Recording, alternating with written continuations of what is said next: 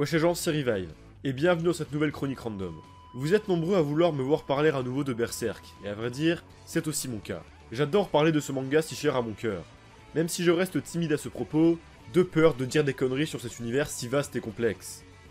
Ainsi, avant de potentiellement un jour me pencher sur des sujets plus analytiques et profonds sur cet univers, j'avais envie aujourd'hui de parler de quelque chose extérieur au manga lui-même. Suite aux récents événements sur lesquels je ne m'attarderai pas, l'envie m'est venue d'enfin regarder l'adaptation animée de 1997. Mon expérience avec les animés de Berserk se résumait jusqu'alors au film de l'âge d'or, que j'avais bien aimé de par leur rythme et leur mise en scène plutôt convaincante, malgré une CGI un peu dégueu par moments, et l'absence de certaines scènes importantes. Quant à celui de 2016, je ne trouve pas encore le courage pour le regarder. Peut-être un jour, si vraiment j'ai envie de me faire du mal. L'animé de 1997 est un animé qui divise la fanbase. Certains ayant une certaine affection pour ce dernier, souvent ceux qui sont rentrés dans l'univers grâce à cette adaptation, et d'autres ayant un avis plus contrasté. J'avais envie de voir ce qu'il en était vraiment. Quelle scène l'animé a-t-il enlevé? Est-il fidèle? La censure est-elle omniprésente? Est-ce bien animé? Comment faire avec cet animé est-elle une bonne idée? Je me suis donc lancé en quête de réponses à ces questions. Et aujourd'hui, il est temps de revenir sur mon expérience. Cette vidéo est donc une critique / review personnelle de l'animé Berserk de 1997, dans laquelle je reviendrai sur les points qui me paraissent importants, en comparant avec le manga et les récents films de l'âge d'or, pour finalement trancher sur la question, selon moi, est-ce une bonne adaptation du manga, ou est-ce un raté? Bien sûr, cette vidéo s'adresse avant tout aux lecteurs du manga, qui souhaitent découvrir cet animé, ou à ceux qui l'ont déjà vu. Je n'hésiterai donc pas à spoiler sans vergogne jusqu'au tome 14. Je ferai aussi référence par moments à des personnages et événements postérieurs à l'âge d'or. Et même si ça ne devrait pas gâcher votre découverte du manga, je préfère prévenir. Donc si vous êtes simplement là pour savoir si regarder Berserk 97 pour commencer est une bonne idée ou non, je vais vous répondre maintenant. Ça peut le faire, mais ne vous arrêtez pas à ça et allez reprendre le manga depuis le début. Allez sur ce, prenez un coca bien frais et posez-vous. Il est temps de retourner à Midland, lors de l'époque bénie de l'âge d'or.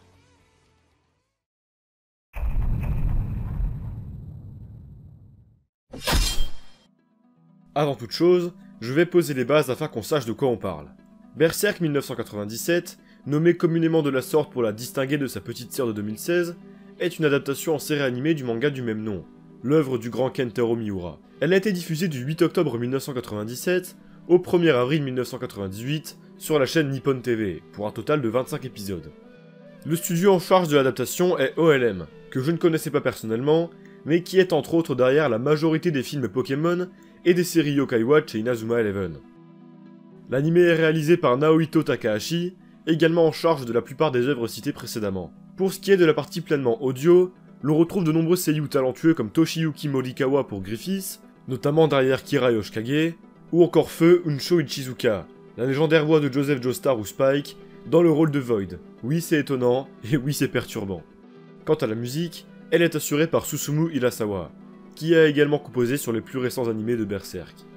Maintenant que les présentations sont faites, où est-ce que cet animé s'inscrit dans la continuité de Berserk? Les fans les plus aguerris savent qu'en 1997, le manga était dans sa période fin d'âge d'or, début du cycle des enfants perdus, tome 13-14 quoi. Ainsi, OLM a fait le choix de s'attarder et de n'adapter que le début du manga, du tome 1 au tome 13, soit très globalement, le légendaire arc de l'âge d'or. Enfin vous verrez que c'est un peu plus compliqué que ça, mais bref, avant d'y revenir, on va parler technique.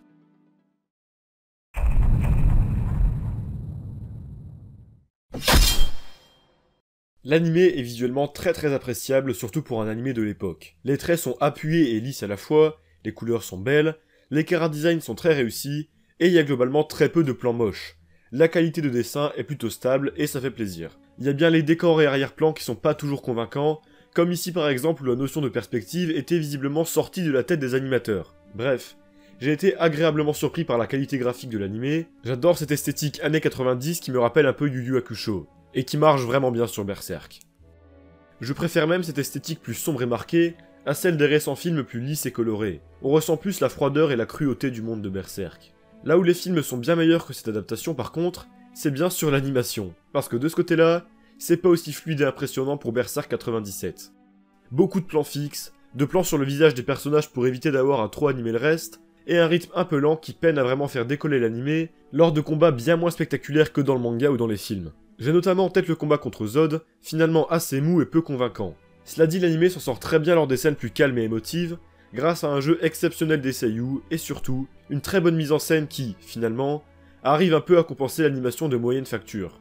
Il faut aussi bien sûr relever les incroyables compositions de Susumu Hirasawa qui, même si peu nombreuses, font vraiment le taf. Je pense notamment à la désormais culte Guts,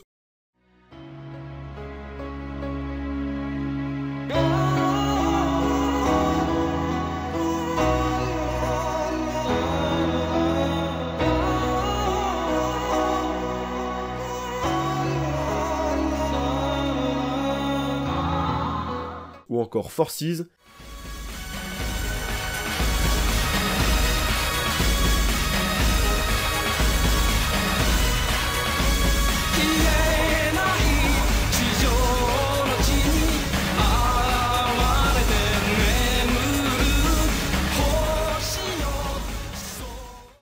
qui sont vraiment folles et collent parfaitement à l'ambiance de l'anime.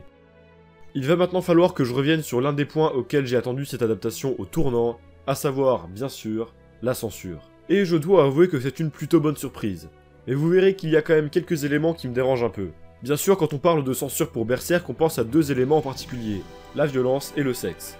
Pour le premier, la violence n'est pas aussi graphique que dans le manga.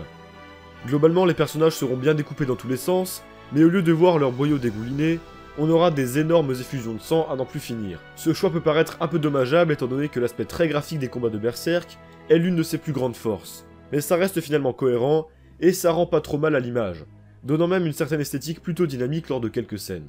Ceci dit, rassurez-vous, aucun événement choquant d'une importance primordiale liée à la violence n'a été écarté dans cette adaptation. Guts perfore bien le ventre de ce pauvre Adonis, les membres de la troupe du Faucon meurent bien tragiquement lors de l'éclipse, etc. Les événements sont là, parfois laissés tels quels, parfois un peu amoindris.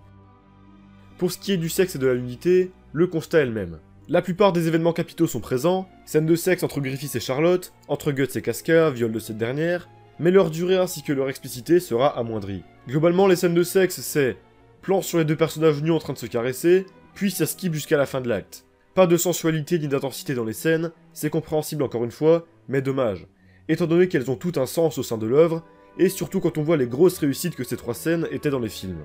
Là où on a de la vraie censure par contre, et ça va être ma transition pour parler des choix d'adaptation, c'est dans tout ce qui touche à la pédophilie. Puisqu'en effet, les scènes du viol de Guts par Donovan et des attouchements du roi sur sa fille sont absentes. Toutes ces censures sont cohérentes dans la mesure où l'anime vise un public plus large que le manga, étant donné que ce dernier était publié dans un magazine, le Young Animal, s'adressant clairement aux adultes. Finalement, on nous montre ici une version de Berserk assez édulcorée, dans laquelle on ressent beaucoup moins l'aspect sombre et cruel du monde de Berserk. Il y a même quelques volontés d'alléger un peu le tout, en donnant par exemple des scènes exclusives au personnage d'Adon pour le rendre plus comique et attachant que dans le manga. C'est un parti pris qui, en effet, amoindrit l'une des principales qualités de Berserk et réduit la symbolique de certains passages. Le passé de Guts paraît donc moins cruel et fait moins de sens, où on ressent moins la puissance de Zod de par le remplacement de ses décapitations et autres horreurs par une simple hausse du taux d'hémoglobine. Mais encore une fois, je trouve que l'anime s'en sort plutôt bien. Et ses censures restent toujours compréhensibles et ne gâchent globalement pas l'expérience, l'univers restant tout de même assez cruel par nature. Juste un peu moins que dans le manga.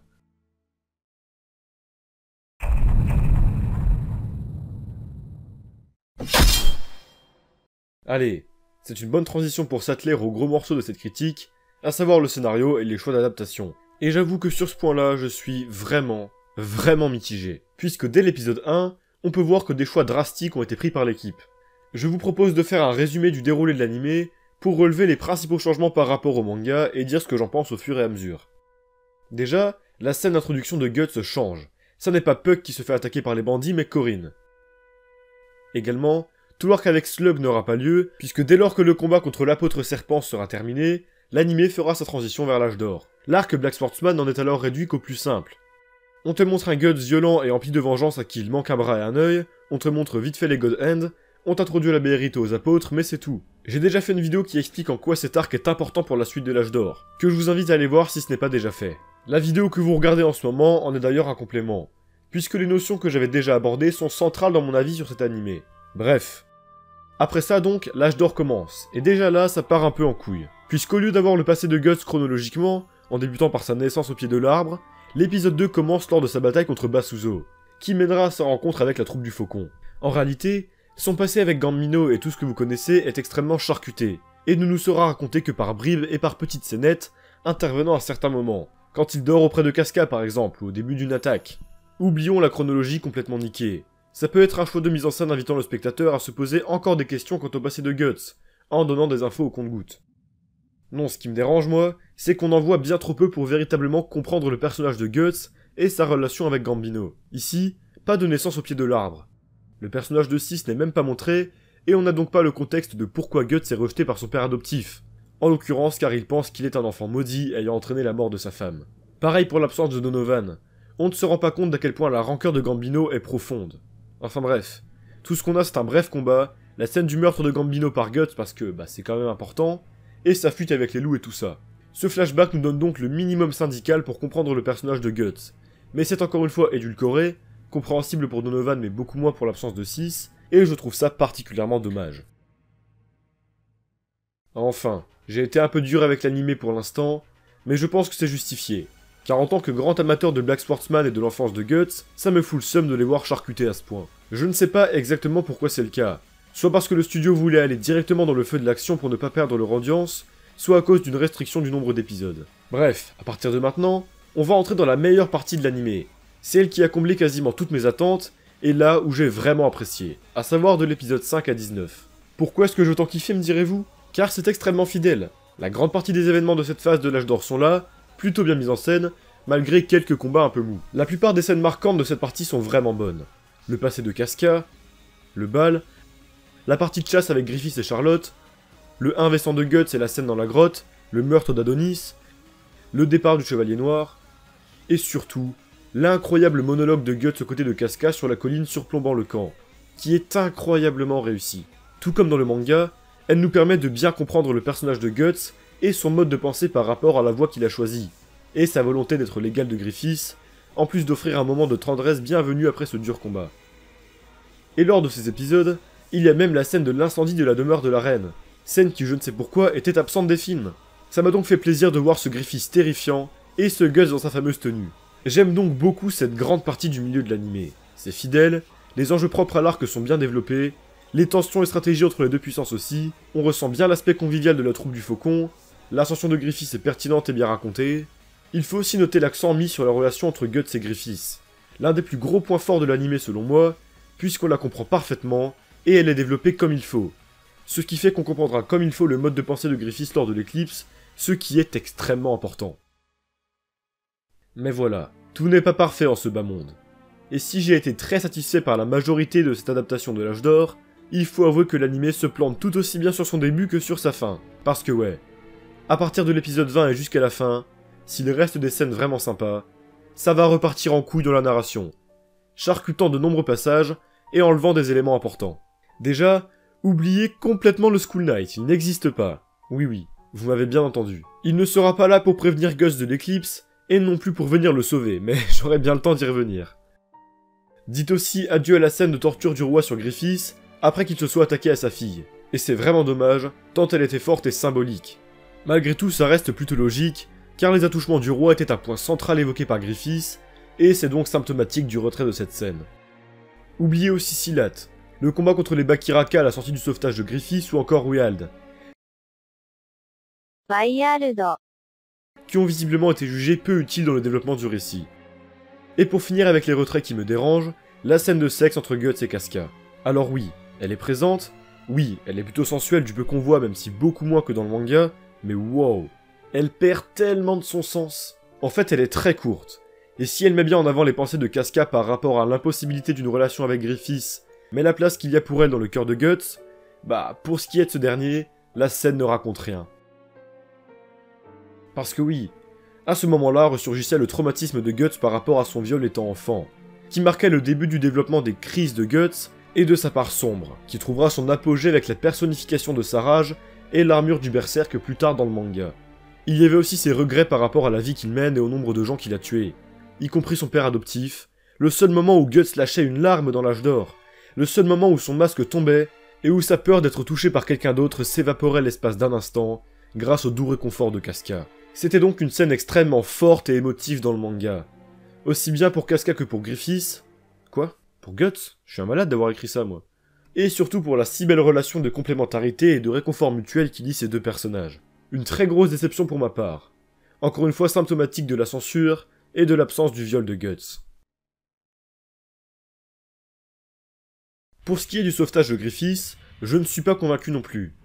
Charlotte est malheureusement assez effacée, les explications quant au lore du manga avec le roi Gaizeric sont absentes, le tortionnaire de Griffiths n'est pas le même, et notre troupe ne se bat pas contre les Bakiraka à la sortie, simplement contre des soldats.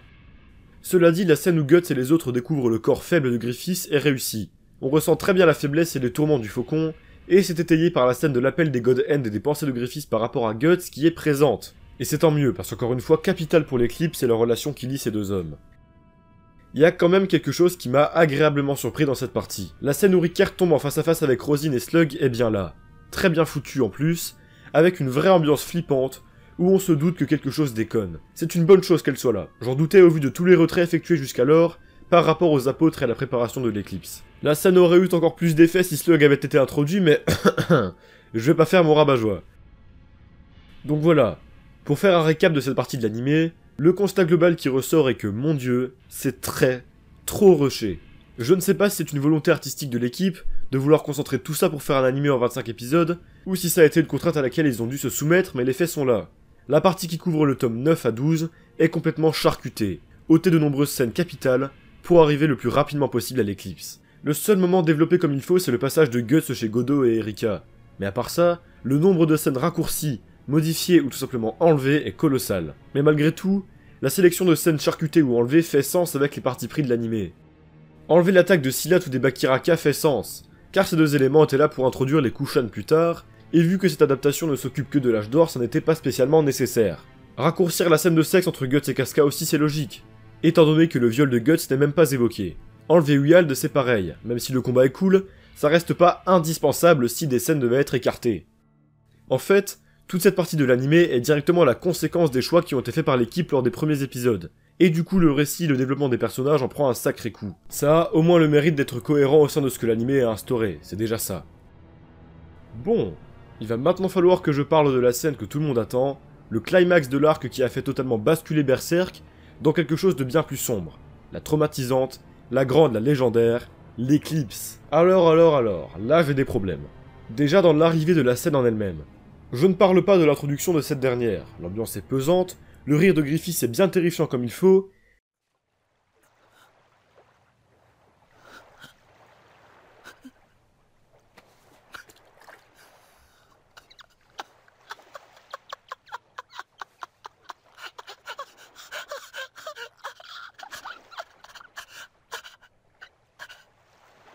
et je note la présence de la scène du rêve avec Casca absente des films. Non, je parle plutôt de comment est-ce que cette éclipse a été teasée tout au long de l'animé. Vous le savez si vous avez vu ma précédente vidéo sur Berserk, ce que j'aime avec l'âge d'or et son climax, c'est que tout au long de l'arc, et même avant, on te prépare à ce qu'il va arriver. Ça passe bien sûr par Black Sportsman, pour ça que cet arc est important encore une fois, mais aussi par plein d'éléments glissés ça et là lors de l'âge d'or, qui annoncent l'arrivée d'un terrible événement. Certains sont présents bien sûr, comme Zod, les pensées de Griffiths et l'appel des God Hand, ou encore le face-à-face de Rickert avec Slug et Rosine. Mais ce qu'il manque vraiment, c'est ce putain de School Knight. Encore Black Sportsman je comprends, mais lui, pourquoi l'avoir enlevé? Peut-être qu'il y a un semblant de réponse lors de l'éclipse, mais j'y reviendrai. L'absence de Wyald et Black Sportsman aussi fait qu'on a quasi aucune idée de ce que sont les apôtres, ou du moins, on ne les connaît pas assez. Zod et l'apôtre serpent pour moi c'est pas suffisant. J'ai l'impression que l'animé a un peu le cul entre deux chaises, et il ne sait pas quelle direction prendre quant à l'introduction de l'éclipse. Doit-il préparer ses spectateurs à ce qu'il arrive, ou doit-il plutôt faire en sorte que ce soit une grosse surprise qui vient tout chambouler? Il en sait rien, mais en tout cas, il ne va au bout d'aucune des deux idées. Et du coup ça fait qu'on a l'impression que l'éclipse arrive comme un Deus Ex Machina sans prévenir. Et le spectateur moyen n'ayant aucune connaissance du manga, ou étant passé à côté des rares indices, se dira que la fin de l'animé n'a aucun sens. Pour ce qui est de l'éclipse en elle-même, je suis encore une fois partagé. Les couleurs rougeâtres sont un meilleur choix que le sombre violet des films à mon humble avis, c'est fidèle, et il y a très peu de censure au sein de cette dernière, ce qui était primordial. Cela dit, j'ai 3 problèmes avec cette éclipse. 1. L'animation n'est pas très convaincante. La haine de Guts et ses combats acharnés auraient mérité plus de soins, et l'apparition des God Hand hors cela était peu impressionnante. 2. Les OST de l'animé sont en effet très bonnes, mais je trouve que celles choisies ne collent pas vraiment avec l'éclipse. Je pense particulièrement à celle utilisée lors du viol de Casca, qui est littéralement la définition du hors-sujet.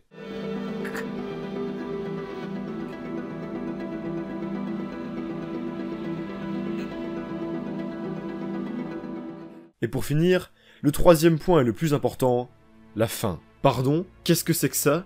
Mais vous êtes fous? En gros, l'anime s'arrête sur Guts qui hurle, après s'être coupé son bras et fait percer son œil, assistant au viol de sa bien-aimée. Oui, ça s'arrête là. Pas de sauvetage du Skull Knight, pas de repos chez Godot, pas de Guts courant avec ses bandages en repensant la troupe du faucon. Bordel, quel enfer. L'arrivée du Skull Knight dans le manga, c'était le soulagement. La note d'espoir de l'éclipse, du genre. Tout est terminé. C'était terrible, mais au moins Guts et Casca sont sauvés, et Ricard va bien, il y a de l'espoir. Sans ça, c'est juste traumatisant. J'imagine pas le nombre de gens découvrant Berserk avec cette adaptation, qui ont dû regarder un mur pendant 30 minutes, après avoir vu le dernier épisode de l'anime, c'est horrible de faire ça. S'arrêter sur Guts qui dit qu'il les exterminera jusqu'au dernier, suivi de son chevauchement du Skull Knight aurait été bien plus cohérent. À la manière de ce qu'ont fait les films, même si Guts ne chevauchait pas le Skull Knight. La fin de l'âge d'or dans le manga est juste parfaite, puisqu'en plus de faire une excellente transition vers Black Swordsman et la suite, elle a un ton doux amer absolument remarquable, avec Casca qui se révèle être amnésique, et la profonde haine de Guts, où l'on comprend directement que sa vie ne sera dès lors plus que guidée par la haine et la vengeance. Et c'est pas un Guts qui sort de chez Godot l'air badass comme scène finale après le générique qui va atténuer le tout, non. Cette fin d'anime est un raté. Et je n'y croyais pas mes yeux tant ça paraissait gros. C'est pour ça que le Skull Knight n'apparaît pas lors du départ de Guts, parce qu'il n'apparaît même pas à la fin. Quel enfer, sérieusement. Alors oui, c'est sûr que dans le genre fin qui donne envie de lire le manga, ça se pose là. On peut au moins lui accorder ça.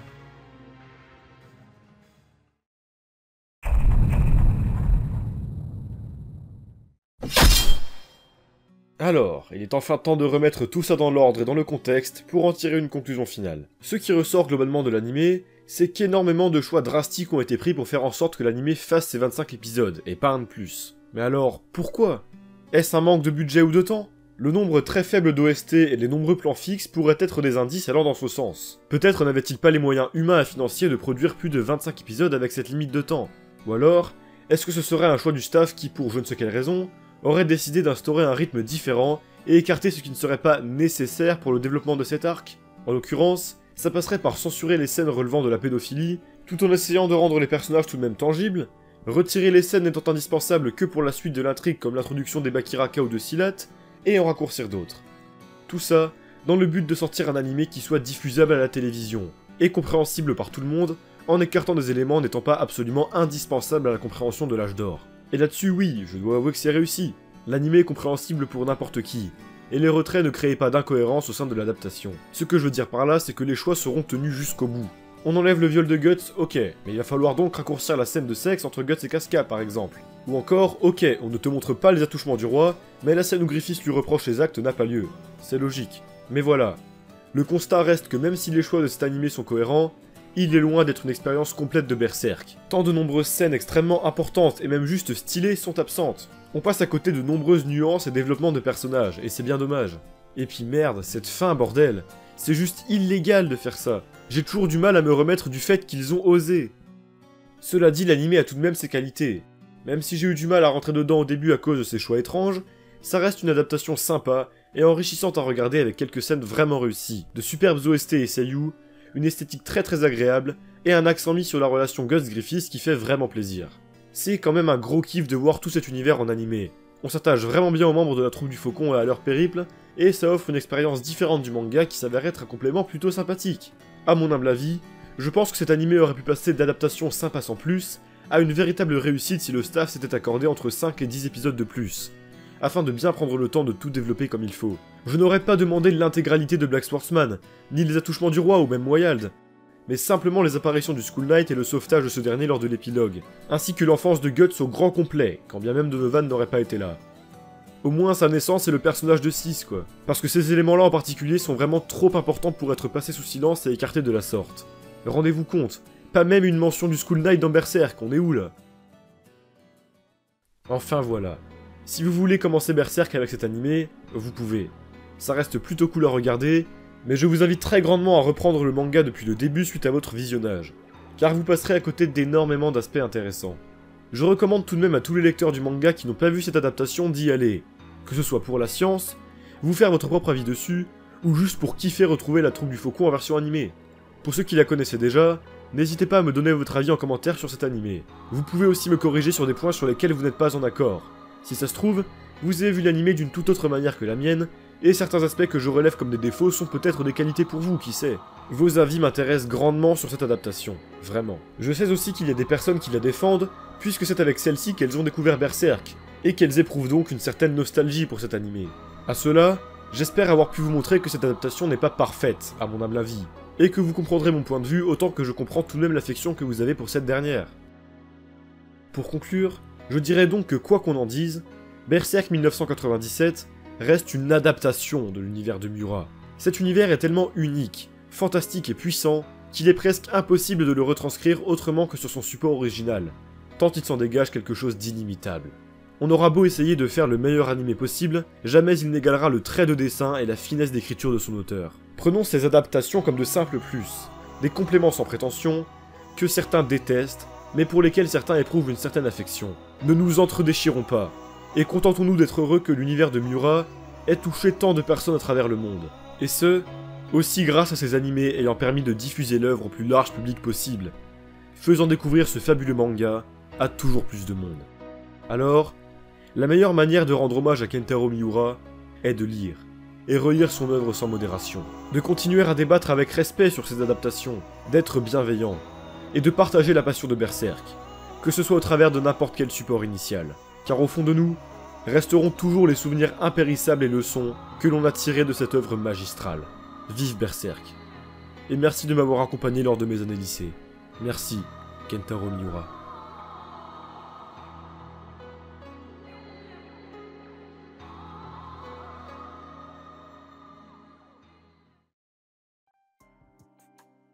Et voilà, c'est ainsi que s'achève cette chronique random sur l'animé Berserk de 1997. J'espère qu'elle vous aura plu, pour moi ça aurait été vraiment un énorme kiff à faire, franchement. Parler de Berserk c'est toujours un gros plaisir. J'ai adoré découvrir cet animé pour la première fois en le matant du coup, en partie pour cette vidéo, même si l'idée m'est venue pendant mon visionnage. J'ai adoré écrire ce que je pense de l'animé, monter la vidéo qui est un peu plus fluide que d'habitude vu qu'il y a beaucoup d'extraits d'animé. J'espère d'ailleurs qu'elle arrivera à rester longtemps sur YouTube et pas que je me fasse censurer ou striker à cause des droits d'auteur ou autres contenus non adaptés à YouTube que j'ai essayé de censurer, mais bref, on verra si ça passe ou non. En tout cas, merci à vous d'avoir regardé cette vidéo, j'espère qu'elle vous aura plu. N'hésitez pas à me dire ce que vous en avez pensé en commentaire, ce que vous pensez de l'anime de 97 aussi, si vous êtes d'accord avec moi, si vous n'êtes pas d'accord avec moi, est-ce que vous l'aimez, est-ce que vous le trouvez pas bien, enfin bref, dites-moi vos avis, ça m'intéresse vraiment de voir l'opinion globale au sujet de cet animé que je connais que très peu, hein. Je me suis un peu renseigné avant de faire la vidéo, mais de ce que j'ai vu c'est un peu mitigé, et j'aimerais bien voir vos avis à vous dans les commentaires, donc n'hésitez pas à vous exprimer, n'hésitez pas également à partager la vidéo si elle vous a plu, à la liker également si elle vous a plu, encore une fois à vous abonner à la chaîne, ça ferait extrêmement plaisir, on arrive bientôt aux 10 000 abonnés, c'est un chiffre absolument incroyable. Encore une fois, merci aux nombreux donateurs qui s'affichent à l'écran comme d'habitude, et sur ce, n'oubliez pas que Berserk c'est quand même vachement bien, et je vous souhaite une bonne soirée, une bonne journée, une bonne matinée, ce que tu veux, salut.